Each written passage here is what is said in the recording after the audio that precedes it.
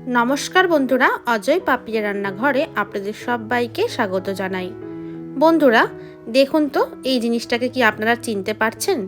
ভালোভাবে খেয়াল করে দেখুন যে এটা কি। কি বন্ধুরা, এখনও কি চিনতে পারলেন না? তাই বলছি, আপনাদেরকে আমি পুরোটা দেখাবো যে এটা কি, এটা কিভাবে রান্না করতে হয়। তার জন্য কিন্তু আপনাদেরকে পুরো রেসিপির ভিডিওটা দেখতে হবে শেষ পর্যন্ত। তো আমি এখানে একটা গোটা কাঁঠাল নিয়ে নিয়েছি।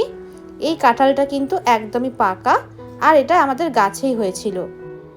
এই সময়ে কাঁঠাল কিন্তু বাজারে প্রচুর পরিমাণে বিক্রি হয়, তাই আপনারাও যদি এরকম গোটা কাঁঠাল বাড়িতে নিয়ে আসেন, এই রেসিপিটা অবশ্যই ট্রাই করে দেখবেন। এই দেখুন, কাঁঠালের কোয়াগুলো আমি ছাড়িয়ে নিয়েছি, আর এই যে অংশটা, এটাই কিন্তু আপনাদেরকে প্রথমে আমি দেখিয়েছিলাম। কাঁঠালের কোয়াগুলো যেটার মধ্যে লেগে থাকে সেই অংশটা, এটাকে আমি পরিষ্কার করে ধুয়ে নিয়েছি। এবার এটাকে আমি কেটে নেব। কি বন্ধুরা, আপনাদের মনে প্রশ্ন জাগতেই পারে যে এটা কি আবার খাওয়া যায়? হ্যাঁ বন্ধুরা, এটা কিন্তু খাওয়া যায়, আর খেতে এতটাই ভালো হয় যে আপনারা না বানালে বুঝতে পারবেন না। তো প্রথমে এই দেখুন, এই যে কাঁঠালের যে ডাঁটিটা, এটাকে কেটে বাদ দিয়ে দিলাম। এবার এটাকে আমি টুকরো টুকরো করে কেটে নেব। একটু বড় বড় করেই কাটবো। দেখুন আমি কিভাবে কাটছি। বন্ধুরা, কাঁঠাল যখন কাঁচা থাকে, মানে যেটাকে আমরা এঁচোড় বলি, এঁচোড়ে কিন্তু এই অংশটা ফেলে দেওয়া হয়। আর যখন কাঁঠালটা পেকে যাবে, তখন যেই কাঁঠালের অংশটা, এটা কিন্তু খাওয়া যায়, এটা ফেলে দেওয়ার নয়। ভুল করেও কিন্তু এটা আর কখনো ফেলে দেবেন না। দেখুন আমি এইভাবে পিস পিস করে কেটে নিচ্ছি, একটু বড় বড় করেই। আশা করছি আপনারা দেখেই বুঝতে পারছেন। আরও ভালোভাবে দেখিয়ে দিচ্ছি। দেখুন এইভাবে শুধু কেটে নিতে হবে। এবার এগুলোকে পরিষ্কার করে আরও একবার আমি জল দিয়ে ধুয়ে নেব। আর এই রান্নাটার জন্য আমি এখানে দুটো মিডিয়াম সাইজের আলু আগে দিয়ে খোসা ছাড়িয়ে রেখে দিয়েছিলাম। এবার আলুটাকেও পিস পিস করে আমি কেটে নেব। যেইভাবে কাঁঠালের অংশটা কেটেছিলাম একটু বড় বড় করেই, আলুটাকেও ঠিক সেইভাবেই আমি কেটে নিয়েছি। এই আলুটাকেও আমি পরিষ্কার করে জল দিয়ে ধুয়ে নেব। এবার ওভেনের মধ্যে কড়াই বসিয়ে কড়াইয়ের মধ্যে 2 কাপ জল দিয়ে জলটা গরম করে নিয়েছি। জল গরম হয়ে গেলে কাঁঠালের যে অংশটা আমি কেটে রেখেছিলাম, সেটা জলের মধ্যে দিয়ে একটু নাড়াচাড়া করে নিচ্ছি। নাড়াচাড়া করে নেওয়ার পর গ্যাসের ফ্লেম মিডিয়ামে রেখে 10 মিনিট এটাকে আমি সিদ্ধ করে নিয়েছি। দেখুন বন্ধুরা, এখন কিন্তু এগুলো ভালোভাবে সিদ্ধ হয়ে গেছে। এই দেখুন, এবার এগুলোকে আমি জল দিয়ে ঝাঁঝরি হাতার সাহায্যে ছেঁকে ছেঁকে জল ঝরিয়ে তুলে নেব। হ্যাঁ বন্ধুরা, এই রান্নাটার জন্য কিন্তু প্রথমে এই কাজটা করে নিতে হবে।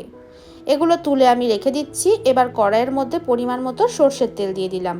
তেল ভালোভাবে গরম হয়ে গেলে কাঁঠালের যে সিদ্ধ করা অংশগুলো আমি রেখে দিয়েছিলাম, সেটা দিয়ে দিলাম। সামান্য পরিমাণে নুন, সামান্য পরিমাণে একটু হলুদ গুঁড়ো দিয়ে ভালোভাবে নেড়ে চেড়ে এগুলোকে লাল করে ভেজে নেব। তো বন্ধুরা, এগুলো ভেজে নেওয়া হয়ে গেছে। দেখুন কতটা সুন্দরভাবে ভাজা হয়েছে। আশা করছি আপনারা দেখেই বুঝতে পারছেন। এই রকম করেই ভেজে নিতে হবে এগুলো। এবার ওই তেলের মধ্যে আমি কেটে রাখা আলুগুলো দিয়ে দিলাম। সামান্য পরিমাণে নুন, সামান্য পরিমাণে হলুদ গুঁড়ো দিয়ে আলুটাকেও ভালোভাবে লালচে করে ভেজে নেব। তো বন্ধুরা, আলুটাকেও আমি ভালোভাবে ভেজে নিয়েছি। এবার ঝাঁঝরি হাতার সাহায্যে এগুলো তুলে আমি রেখে দিচ্ছি। এবার কড়াইয়ের মধ্যে গোটা গরম মশলা, একটা তেজপাতার হাফ চা চামচ গোটা জিরে দিয়ে দিলাম। এই উপকরণগুলো দেওয়ার পরে মিডিয়াম ফ্লেমে এগুলোকে একটু নেড়েচেড়ে নিতে হবে। এগুলো নেড়েচেড়ে নেওয়ার পর এবার দিয়ে দিলাম কেটে রাখা পেঁয়াজ। একটা বড় সাইজের পেঁয়াজ আমি সরু সরু করে কেটে রেখেছিলাম, সেটা দিয়ে এরকম বাদামি করে ভেজে নিয়েছি। তারপরে দিয়ে দিলাম কেটে রাখা টমেটো। একটা মিডিয়াম সাইজের টমেটো ছোট ছোট করে কেটে রেখেছিলাম, সেটা দিয়ে দিয়েছি। একটা মিডিয়াম সাইজের পেঁয়াজ বেটে রেখেছিলাম, সেটাও দিয়ে দিলাম। আর দিয়ে দিয়েছি 1 টেবিল চামচ পরিমাণে আদা রসুন বাটা।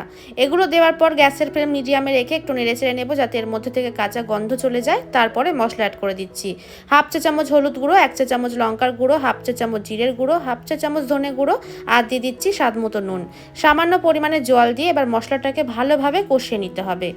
তো বন্ধুরা, মশলাটা ভালোভাবে কষিয়ে নেওয়া হয়ে গেছে। মশলার মধ্যে থেকে তেল ছাড়তে শুরু করে দিয়েছে। এবার আমি আগে দিয়ে ভেজে রাখা আলুগুলো প্রথমে দিয়ে দিলাম। আলুগুলো দেওয়ার পর নেড়েচেড়ে ভালোভাবে মশলার সঙ্গে মিশিয়ে নিয়েছি। তারপরে সামান্য পরিমাণে একটু জল দিয়ে দিয়েছি। জল দিয়ে আলুটাকে ভালোভাবে মশলার সঙ্গে কষিয়ে নেব। আলুটা মশলার সঙ্গে ভালোভাবে কষিয়ে নেওয়া হয়ে গেলে তারপরে কাঁঠালের যে অংশটা ভেজে রেখে দিয়েছিলাম, সেটা দিয়ে দিলাম। দেওয়ার পরে ভালোভাবে নেড়েচেড়ে আমি মিশিয়ে নিয়েছি। এবার পরিমাণ মতো জল দিয়ে দিচ্ছি। আমি খুব বেশি জল দেব না, কারণ এটা ঝোল হবে না, এটা কিন্তু গ্রেভি হবে। দেখুন আমি পরিমাণ মতো জল দিয়ে দিয়েছি। জল দেওয়ার পরে আবারও আমি ভালোভাবে একটু নেড়েচেড়ে নিলাম। নেড়েচেড়ে নেওয়ার পর ঢাকা দিয়ে এই রান্নাটা করে নিচ্ছি 10 মিনিটের জন্য। 10 মিনিট পর ফিরে আসছি। দেখুন 10 মিনিট হয়ে গেছে। এবার ঢাকনাটা খুলে আপনাদেরকে দেখাচ্ছি। দেখুন বন্ধুরা, কত সুন্দরভাবে রান্নাটা তৈরি হয়ে গেছে। আলু কিন্তু ভালোভাবে সিদ্ধ হয়ে গেছে। আপনাদেরকে আমি দেখিয়ে দিচ্ছি। এই দেখুন, আমাদের রান্নাটা কিন্তু প্রায় হয়েই এসেছে। এবার আমাদের যেটা করতে হবে, ভালোভাবে একবার যেভাবে নেড়েচেড়ে নেবার হয়ে গেলে এবার এর মধ্যে দিয়ে দিচ্ছি সবার শেষে সামান্য পরিমাণে একটু চিনি, মানে হাফ চা চামচের কম দিয়েছি। চিনি দেওয়ার পরে ভালোভাবে নেড়েচেড়ে মিশিয়ে নিলেই কিন্তু আজকের রেসিপি তৈরি হয়ে গেল।